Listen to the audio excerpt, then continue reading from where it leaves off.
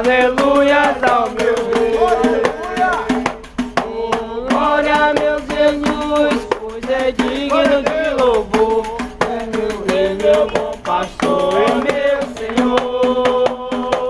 Como os anjos que me louvam, eu também o louvarei, entoando aleluias ao meu Rei. Glória a Deus, aleluia. Entoando aleluias ao meu Rei. Aleluia. É isso que nós temos que estar assim, Glória a Deus. entoando, Santo, né, santo, louvores a Ele, dando glória a Ele, né? Pois eu escutei uma coisa muito interessante, irmãos, é que as potestades, os anjos caídos, eles se encontram na mediação da parte celestial. Então, o nosso louvor, a nossa glória, a nossa glorificação do Senhor vai chegar até lá, vai ter que passar até lá. E com isso